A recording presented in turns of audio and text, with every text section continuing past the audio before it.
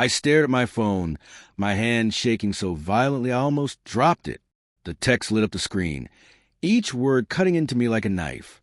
LOL, you actually thought I'd cancel my Vegas trip for your surgery? For a moment, I couldn't breathe. My thoughts scattered. I just sat there in my hospital bed, a line of 4 needles running up my arm. The steady beep of the heart monitor suddenly felt deafening. I reread the words through my tears, over and over.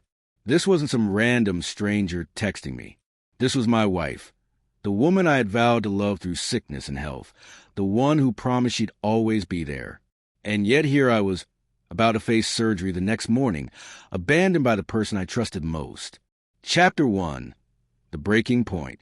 When I married Sarah 7 years ago, I believed we were inseparable. She was vibrant, spontaneous, always chasing the next thrill. I was steadier, more grounded, the kind of man who remembered anniversaries, paid bills on time, and kept his promises. I thought we complemented each other perfectly. But balance only works when both people care about the weight they carry. I had noticed cracks long before that night. Sarah had grown restless, frustrated with my long hours, my exhaustion. Weekends she once spent with me were now filled with friends. Late nights she once spent beside me were now consumed by her phone, always with secretive smile. I told myself she just needed space, that maybe I was overthinking it. But deep down, I knew something was coming apart. Nothing, though, could prepare me for this. The sheer cruelty of a message sent at the one moment I needed her most. Chapter 2. The Confrontation. I called her. No answer. Called again. Straight to voicemail. I texted, "Are you serious, Sarah? I'm about to have surgery. I could die on that table, and you're in Vegas." The typing bubbles appeared, vanished, then appeared again. Finally, "Don't be dramatic. Minor surgery. You'll be fine. My friends already paid for the trip. What was I supposed to do? Besides, you have nurses and doctors. You don't need me hovering." My chest tightened, not from my medical condition, but from something deeper, something breaking inside me. I called again. This time she answered, her voice muffled beneath music and laughter. "James, I can't talk long.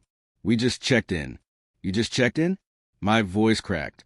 "Sarah, I needed you here. You're my wife. Do you even hear yourself?" She sighed, irritation in her tone, as though I were an inconvenience. "Look, I told you I was going. You assumed I'd cancel. That's not on me. Not on you," I whispered, my throat burning. "Do you even care what happens to me tomorrow?" "Of course I care," she said quickly, but her tone was flat. "You'll be fine. We'll talk when I'm back." And just like that, she hung up. Chapter 3. The Silence. The night dragged on like punishment. The nurses were kind, but every cheerful smile felt like salt on an open wound. How could they know that while they checked my vitals and adjusted my IVs, my marriage was silently crumbling? I lay awake, staring at the ceiling, replaying every memory. Late-night drives, whispered promises, wedding vows. Had any of it mattered to her? Or had I been blind all along, clinging to something that never existed? By 3 a.m., desperation overrode hesitation. I did something I never thought I would. I opened Sarah's laptop, left it home, synced with her cloud. What I found froze me. Hundreds of messages between her and her friends. Group chats mocking me. How boring, how clingy, how she deserved better.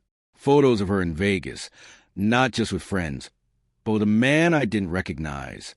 Arms around each other, drinks in hand. And the final, crushing message, finally free this weekend. No husband drama, just fun winking face. Chapter 4. The Decision. By dawn, something inside me had hardened. When the nurse came to prep me for surgery, I told her I needed to postpone. She looked concerned, warning me about the risks, but I shook my head. "I can't do this right now," I said. "Not until I settle something else first." I signed the forms, checked myself out against medical advice, and went home. My hands trembled as I packed a bag. Not just clothes, but documents, photos, anything I wanted to keep. I grabbed joint savings statements, our property deed, insurance papers. Then I sat at the kitchen table and wrote a note. "Sarah, you made your choice. You chose Vegas. You chose them, so I'm choosing myself. When you return, I won't be here. Don't call. By then, the divorce papers will already be on their way. I left the keys on the counter, walked out the door, and for the first time in years, I felt free. Chapter 5, The Fallout. 2 days later, after my rescheduled surgery, with my brother at my side instead of my wife, Sarah called. Dozens of missed calls. Voicemails frantic, angry. James, what the hell? The apartment's empty. Where are you? This isn't funny. Call me back now. I didn't. Instead, I forwarded everything, the photos, texts, chat logs, to my lawyer. Within weeks, Sarah was served. Friends later told me the man in Vegas hadn't stuck around. Just another thrill in a long line of reckless choices. I didn't care. Chapter 6, The Healing. A year has passed. A year since that night in the hospital. Since a single text shattered the illusion of my marriage. My surgical scar has healed. The scar she left, that one still aches sometimes. When I see couples holding hands, when I hear laughter reminiscent of hers, when I remember the man I was before betrayal reshaped me. But I am stronger now. I've learned that love isn't shown in grand gestures or expensive trips. It's proven in quiet moments. Who shows up when you're at your lowest? Who sits by your bed when you're sick? Who holds your hand when the world feels like it's ending? Sarah failed that test.